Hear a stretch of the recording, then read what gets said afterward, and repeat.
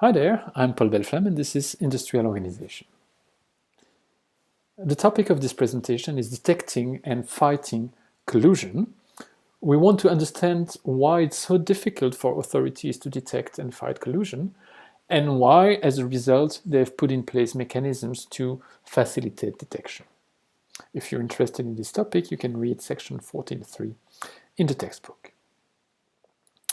Right, so let us remind ourselves what we have learned so far.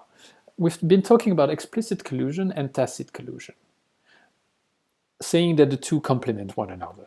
Okay, tacit collusion, which supposes no communication whatsoever between the firms, is hard to sustain. There are many reasons for which it's hard to realize. And so firms, if they really want to collude, they will have to explicitly coordinate the decisions, so they will exchange information, and this leaves track behind them. Okay, and this is what is the good news for competition authorities. They may find hard evidence of explicit collusion between firms.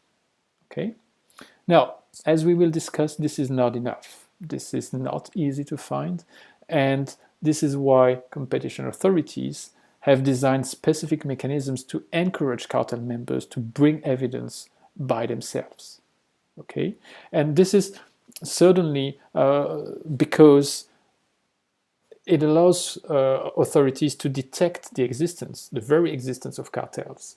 Because just looking at the data, as we will discuss, is not enough. It's very hard to separate what could come from a cartel or what could come from just competition, because there are many reasons in oligopolistic markets that may explain high market power and so high price cost margins without any form of collusion between the firms. Okay, so this is what we want to discuss here. Now, why is it hard to detect collusion if you don't have any hard evidence? Well, there are four methods that authorities could use. First, they should ask if the firm's behavior is consistent or not with the properties or the behavior that are supposed to hold under a wide class of competitive models. Okay, so basically what you observe, does it correspond to what you should expect to observe if firms were competing? Okay, first question. Second question, do we observe any structural break in the firm's behavior? I mean, suddenly do we see firms setting higher prices than before? That could be an indication of collusion. Okay, so these are indications that may give a hint about the existence of collusion in a particular industry. So this is why we call this screening methods. Okay, so take several industries. If you want to have some idea of where collusion could take place, you can use these first two methods. And then you want to verify whether there is collusion or not. Okay, so there are two methods of verification. The first is actually to compare what is observed to what would result from competition on the market. Okay, and ask whether there is a difference between what is observed and what results from competition. You can do this in two different ways. Either at a given point in time, compare the firms that you believe are colluding with other firms in the industry which you think are not colluding. Okay, so if there is a marked difference in the behavior of these two subsets of firms, this may be some indication of potential collusion. And the same idea goes if you compare through time the behavior of the firms, comparing the period during which you believe that these firms were colluding with the period after, potentially, and certainly before the collusion took place. Okay, again, if there are marked differences in the behavior of the firms across these periods, this may be indicative of collusion. Okay, and now the fourth method, the second method of verification, is really to compare what is observed with what would be observed if there was competition. Okay, now all these methods are fraught with difficulties.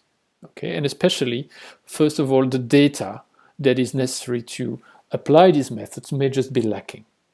Okay, and especially costs are very hard to observe. This is the private information of the firms. So you could ask firms to kindly report their costs, but it's pretty clear here that firms have all incentives to misreport their costs and misreport it in such a way that it will confuse the authorities, because authorities, with the information provided by the firm, would not be able to distinguish between a potential collusive behavior and the normal competitive behavior of firms. Okay, so this is called the indistinguishability theorem. If there is some uncertainty about the true costs of the firms, well, authorities cannot distinguish between what would result from collusion and what would result from competition. In activity 4, you will just achieve a small exercise that illustrates what this indistinguishability theorem is. Okay? Now, to make things even worse, even if the data was available, there is still a lot of difficulty in estimating what things would be in the case of competition. So this is what we call building a counterfactual, okay? Building a scenario that corresponds to potential competition. And this is something that doesn't exist, has to be estimated, and this estimation is hard to realize, even if the data is obtained in a truthful way from the firms. Okay, so given all these difficulties, the authorities, the competition authorities across the world, have put in place mechanisms that encourage firms to bring evidence by themselves, okay, to come forward and say, well, I have been part of a cartel from this period to this period, and I give you evidence of information exchange, of whatever coordination of decisions that has taken place between the firms in the cartel. Okay? These programs, this encouragement to bring evidence, are called the corporate leniency program and the whistleblowing program. The difference between the two is that they've got different targets. The corporate leniency program is targeted at corporation, so firms, and the whistleblowing programs is targeted at the employees of these firms. But the idea is the same. There is a reward which is given to anyone coming forward and bringing evidence about the existence of a cartel. So for the companies, it's going to be reduced sentences, sometimes complete immunity, if the firms cooperate and brings evidence. And for employees, they will be shielded from criminal sanctions. They may also be protected from the firms they belong to avoid any form of retaliation. Okay. Now, you understand easily that if the authorities do so, it's because they want to undermine the formation of cartels. They want cartels being less stable, they want existing cartels to break up, and ultimately they want to prevent the formation of cartels. And this works. If you look at the record of the European Competition Authority, so the European Commission, over the previous years, you will see that a number of cartels have been broken up, and most of the time this is because one or the other firms belonging to the cartel has come forward and brought evidence. Okay, so here is an example, a very recent one. So that was announced at the end of last September. The cartel was, several cartels actually were formed by small car part suppliers. And you can read here that Magna, one of these firms, received full immunity for revealing both cartels, thereby avoiding an aggregate fine of about 6 million euros. And two other companies, Bros and Kickert, they benefited from reductions of their fines for their cooperation with the Commission investigation. Okay?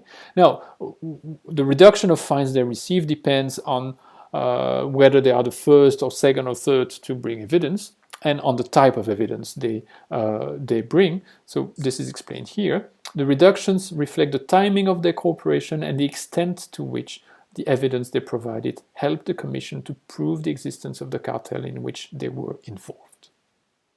Okay, so to summarize, we are describing here a corporate leniency program that grants a reward to cooperating firms by reducing the fines they may receive. And the objective and the result actually is to make the condition for the sustainability of collusion more stringent. Okay, so reducing fines for firms which report incriminating evidence may deter collusion. However, and this is what theoretical research shows, however, for some cartels, competition authorities have to grant sufficiently large positive rewards to deter collusion. So it may not be sufficient just to give immunity, so to reduce the fines, even potentially to zero. You may have to go even further by giving a positive reward to deter collusion, which may be objected from an ethical point of view. Okay, but this is to say that not all cartels can be broken by just promising firms that report evidence to benefit from a reduced fine. Okay, now that's also perhaps why there is the whistleblowing program that would encourage employees of firms to report anything they've seen that could be evidence of collusion. Okay, that makes collusion less profitable for firms because it increases the cost of colluding. How? By forcing firms to bribe their employees to make sure that their employees are not reporting any evidence about the existence of a cartel. Okay, so we can say that corporate leniency and individual whistleblowing programs are complementary in the fight against collusion. Right, so before we close this presentation, let's say a few words about tacit collusion. Okay, so think of a situation where firms would not need to communicate with one another and would just, by the meetings of the mind, sustain high prices over and over through times by playing, for example, the kind of strategy like the grim sugar strategy that we have analyzed in another presentation. Okay, well, there wouldn't be any hard evidence of a cartel because there is no cartel to start with. Okay, now does it mean that the competition authorities are totally harmless? They cannot do anything? Well, they may have some indication of tacit collusion by observing price movements which are correlated. Okay, and here is a case that was brought forward or that was defended against the Federal Commissioner.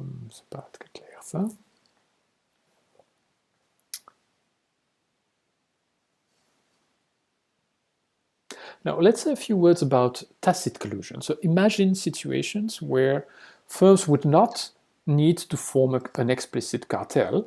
They would be able to sustain high prices period after period just by the meetings of the mind. Okay, so tacit collusion, for example, based on a grim sugar strategy. Obviously, this is much harder to detect by the competition authorities because there is no hard evidence of any coordination of decisions. There is no cartel to start with. Okay, so does it mean that competition authorities cannot do anything about that?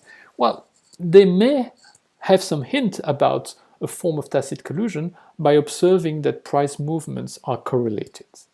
And this is a case here that appeared in Germany where there was suspicion of correlated price movements. This is the industry of gas stations, and it was observed that firms were increasing prices very quickly one after the other. So for example, if Aral was increasing its price, Shell was following in 90% of the cases after exactly 3 hours. And vice versa if it was Shell starting to increase its price. And then it was observed that Esso and Jet were also increasing their prices very quickly, 3 to 6 hours after for Esso and 5 hours after by Jet. And Jet was maintaining its reputation of a lower priced gas station by having a price which was just 1 cent per liter below the others. But there was a systematic change of prices very quickly one after the other. Now, is it evidence of price fixing?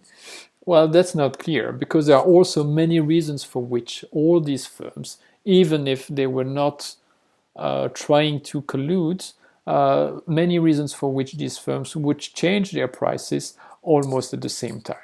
And the reason is very simple. They face the same market conditions. Their costs may change and vary from one day to the next, and the demand is also seasonal or subject to changes, and all these firms would face this change of cost and demand at the same time, which would explain that their change of prices are very similar and very quickly made at the same periods. Okay, so competition authorities cannot really say, by observing these parallel movements of prices, that this is due to a form of tacit collusion, or is it just the normal competition between firms that face the same market conditions. Okay, so here again, to make a case against these firms, well, some hard evidence would have to be found. And if these firms actually colluded by doing more than just tacitly collude, if they met, then they would have probably left behind them some evidence. And then the leniency and the whistleblowing programs may help the authorities to obtain this kind of evidence. Right.